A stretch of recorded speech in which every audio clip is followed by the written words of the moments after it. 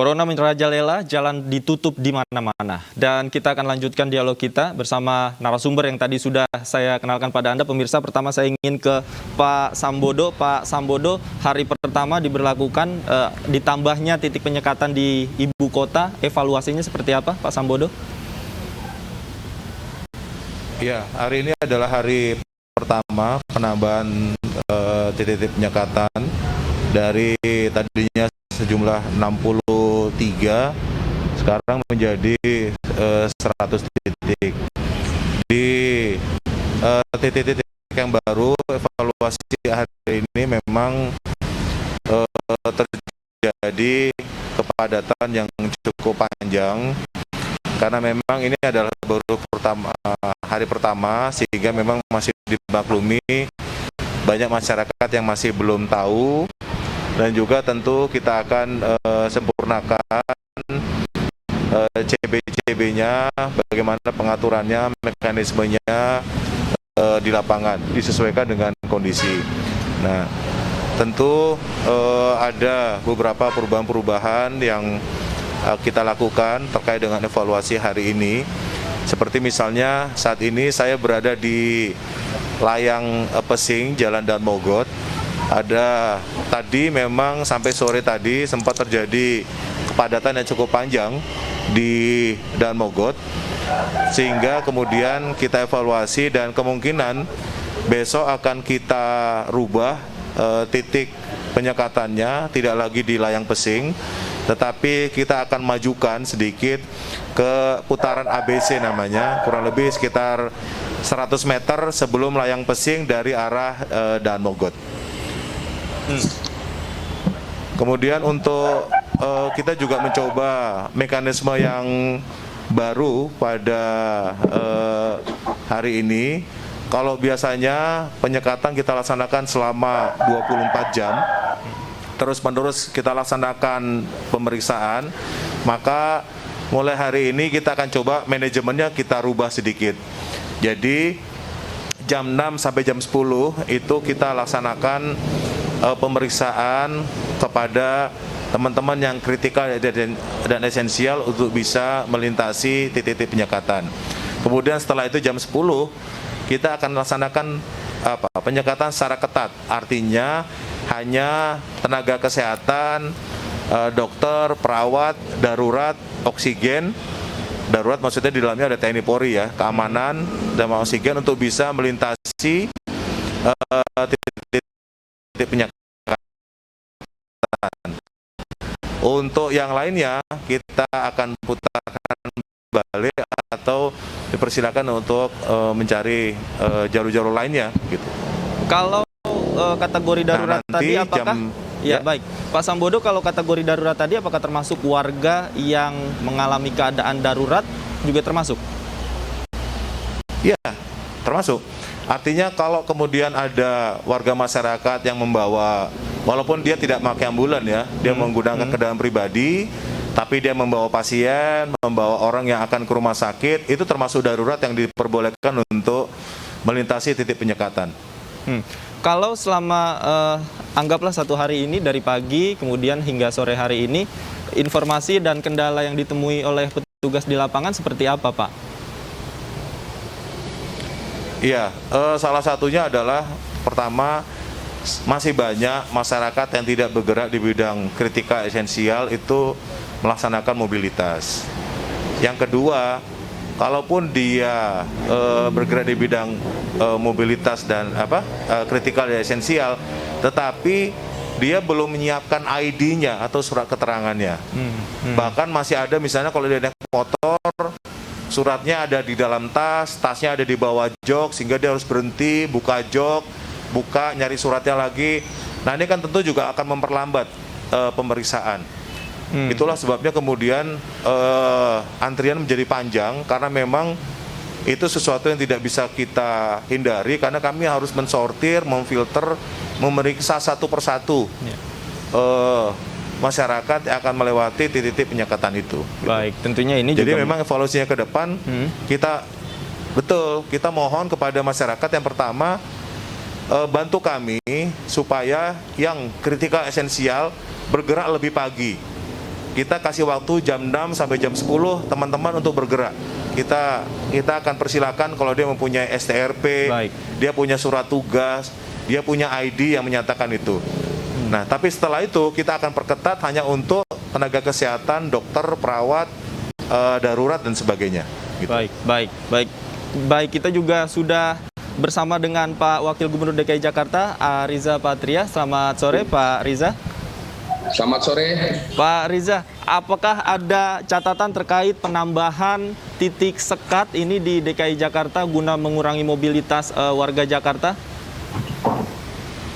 Yang pertama, tentu kita harus memahami dan mengerti kenapa PPKM darurat ini diberlakukan sejak tanggal 3 Juli sampai dengan 20 Juli.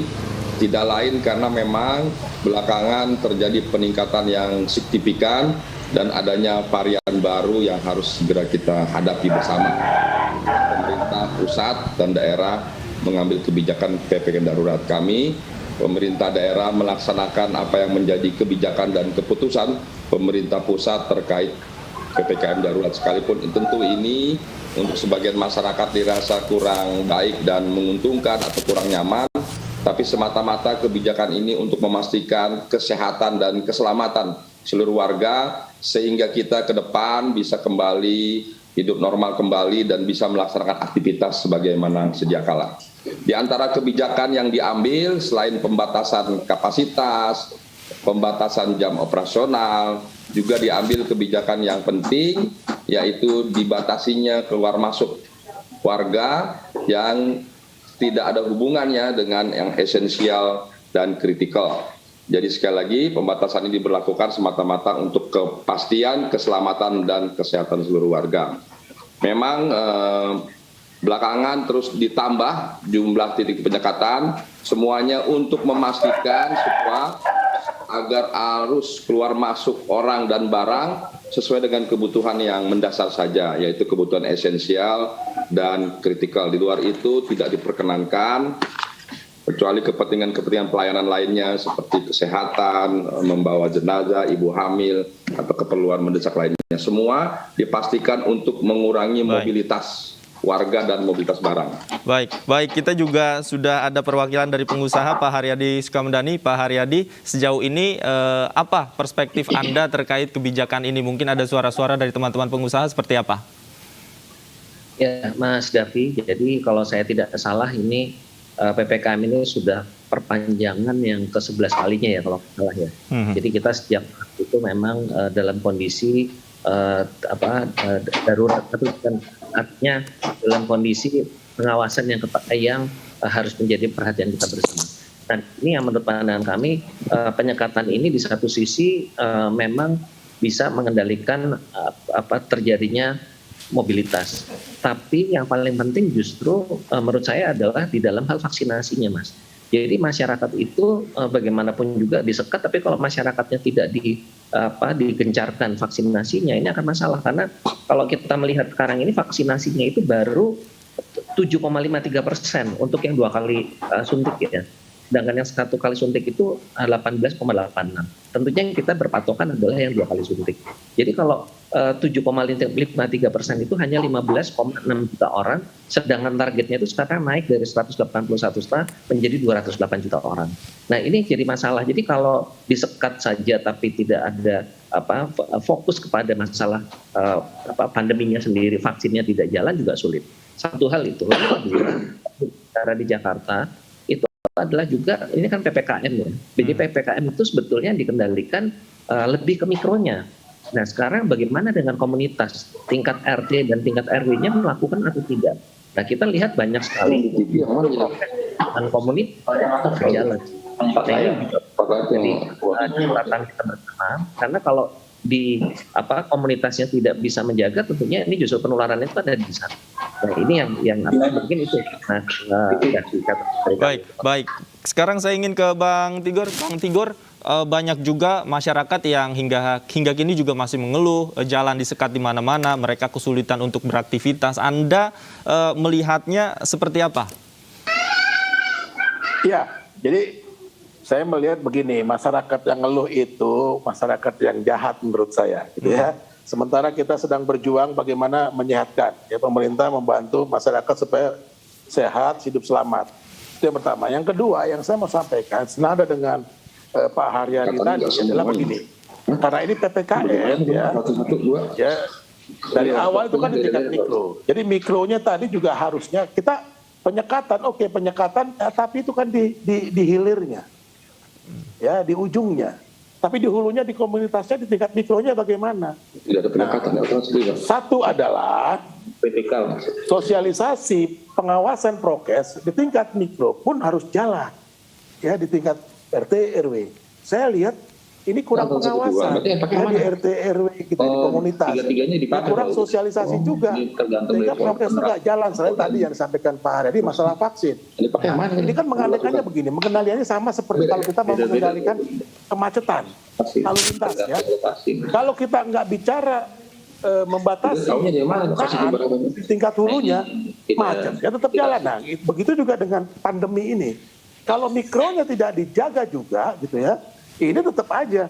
Nah, tadi masih ada peningkatan di tingkat hilir tadi ya, di penyekatan. Masih banyak orang coba masuk tapi dihalau oleh polisi begitu. Ini menandakan apa? Di tingkat mikronya nggak jalan pengawasan. Ini yang harus dilakukan gitu loh. Kalau enggak, ya ini kita udah hampir 2 minggu nih PPKM darurat. Angkanya meningkat terus yang positif. Gitu. Artinya apa? Bisa jadi kan gitu. Ditambah tadi banyak yang mengeluh masuk ke penyekatan. Artinya apa? Sama. Benang merahnya apa? Di tingkat mikro, pengawasan, penegakan, prokes tidak jalan. Jadi harusnya di hulunya itu jalan juga. Lurah-lurahnya harus mengorganize RT RW gitu, melakukan sosialisasi, pengawasan gitu loh. Kan yang tahu masyarakatnya itu kerja di mana, misalnya ya RT tahu.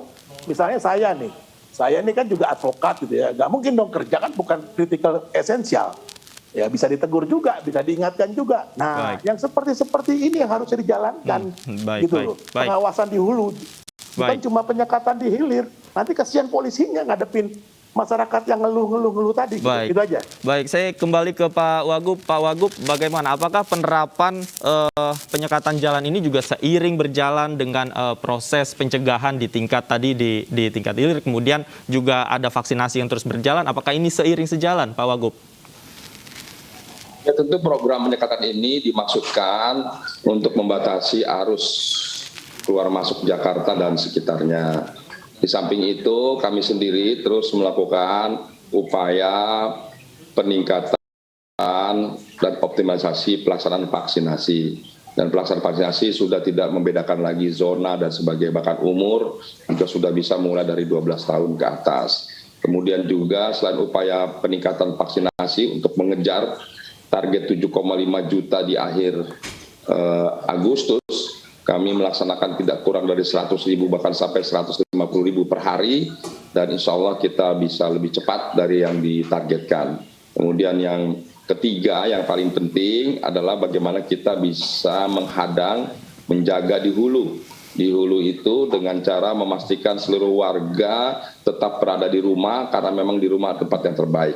Kemudian kedua, kita minta seluruh warga melaksanakan protokol kesehatan 3M, 4M, 5M secara disiplin dan bertanggung jawab, memakai masker, cuci tangan, jaga jarak, menghindari kerumunan, mengurangi mobilitas dan lain sebagainya. Kemudian yang berikutnya tidak kalah penting adalah mari kita laksanakan program PPKM darurat dengan disiplin, tanggung jawab secara baik, sehingga dengan demikian kita bisa lebih cepat lagi mengurangi peningkatan penyebaran, dan pada akhirnya kita berharap kita dapat memutus mata rantai penyebaran COVID di DKI Jakarta. Saya kira itu beberapa hal yang paling penting, dan program penyekatan ini bagian daripada program PPKM darurat yang memang dimaksudkan untuk memastikan kita dapat membatasi arus keluar masuk orang dan barang, kecuali yang esensial kritikal, dimaksudkan untuk menghindari mobilitas, interaksi, dan pada akhirnya dapat mengurangi lonjakan COVID.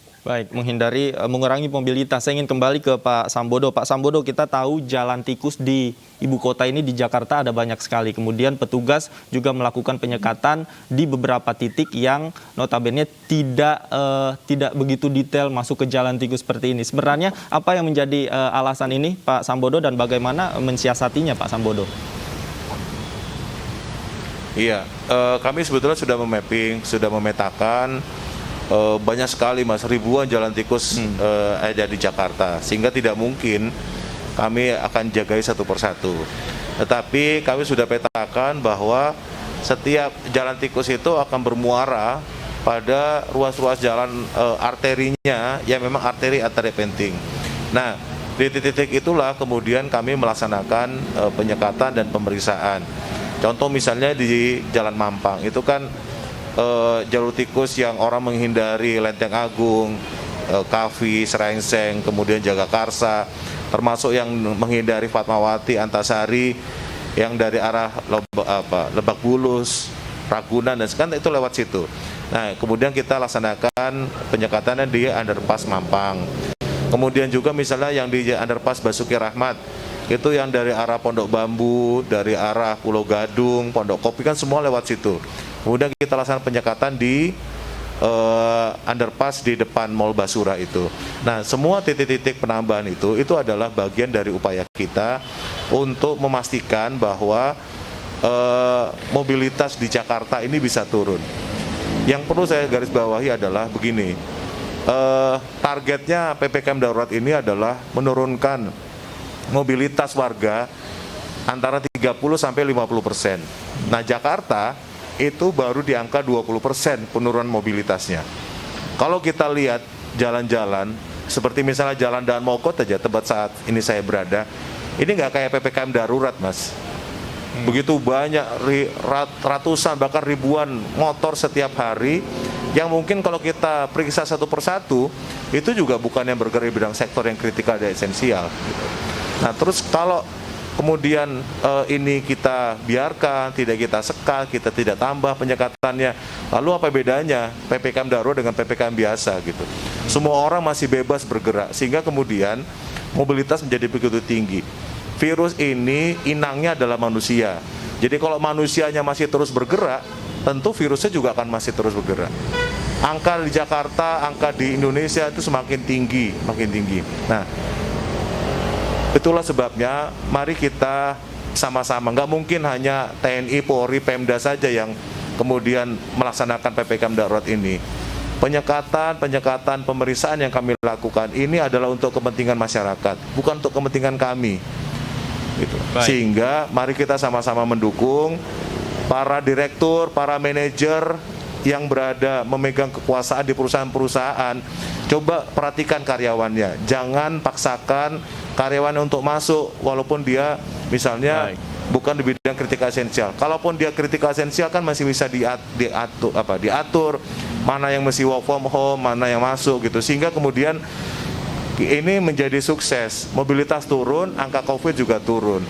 Kalau tidak kita yang mendukung melaksanakan ini, terus mau sampai kapan gitu? Kami yang tegas begini saja, Jakarta ini mobilitasnya nggak turun-turun, angkanya masih tinggi terus gitu. Apalagi terus kalau kami kendor, kami kemudian meloloskan begitu banyak orang, nah terus apa bedanya antara PPKM darurat dengan bukan PPKM? Baik. Saya ingin ke Jadi mohon ini disikapi.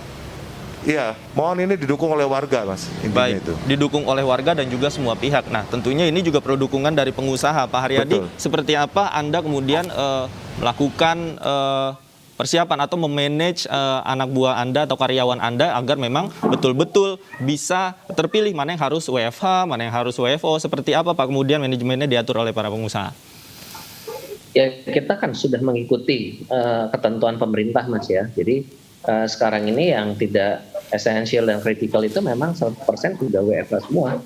Jadi, kecuali kalau ada hal-hal yang memang harus dilakukan seperti misalnya mengurusi administrasi penggajian ya, atau pembayaran yang bagian keuangan lah, yang harus melakukan pembayaran untuk pabriknya yang lokasinya berbeda ya, kantor pusatnya di Jakarta, pabriknya ada di luar Jakarta. Nah itu memang ada hal-hal yang terpaksa harus dilakukan, tapi itu jumlahnya adalah sangat minimal sekali yang terkait dengan penyelesaian administrasi keuangan. Tapi kalau secara keseluruhan bisa kita lihat perkembangan terakhir setelah Pak Gubernur melakukan sidak, itu kan boleh dibilang terjadi efek yang juga cukup baik ya, artinya semua orang menjadi lebih memahami dan mematuhi aturan yang ada. Jadi kalau untuk dukungan dari dunia usaha itu sudah kita sampaikan, kita mendukung penuh. Tapi tadi yang saya sampaikan, yang paling penting justru penyelesaian pandeminya, karena PPKM, pengetatan dan tidak akan menyelesaikan masalah kalau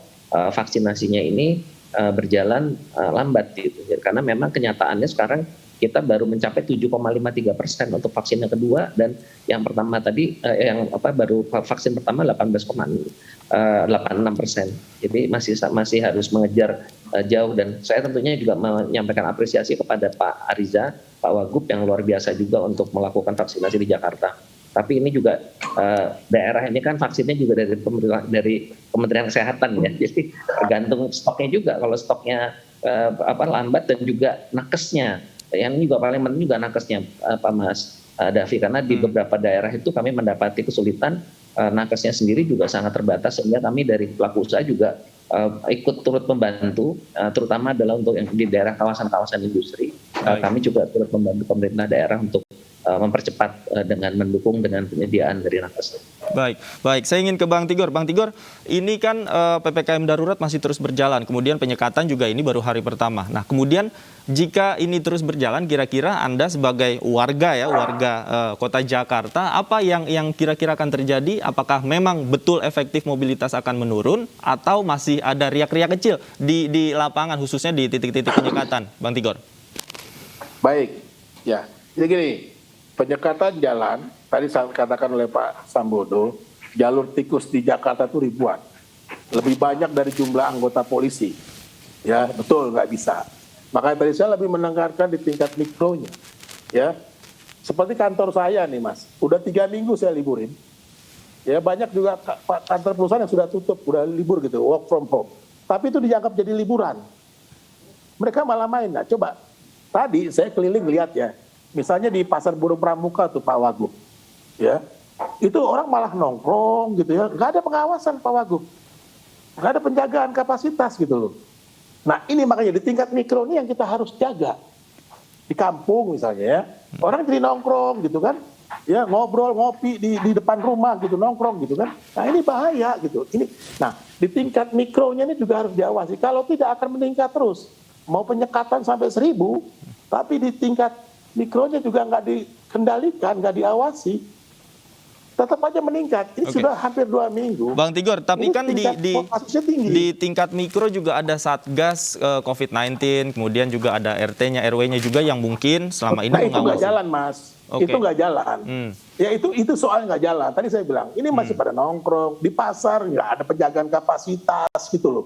Ya, tadi saya lihat ya, di parkiran tuh nongkrong semua orang. Sambil ngopi, ngerokok begitu. Bayangin, ya petugas nggak ada yang menegur gitu loh.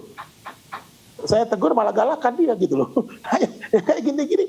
Ini kan jadi klaster ini sekarang klaster dari kantor pindah ke kampung nih sekarang. Kan ini fakta lapangan. Ini kampung ya. Satu rumah di Jakarta tuh ada yang 2-3 keluarga yang kampung miskin gitu ya. Nah ini perlu pengawasan, perlu edukasi di tingkat mikro. Jadi orang di rumah gitu loh, benar-benar di rumah, dibuat sadar gitu loh. Jadi jangan keluyuran lagi gitu loh. Nah ini soal, terus juga pengawasan di tingkat yang lain ya, itu juga kayak di pasar, itu nggak jalan Mas.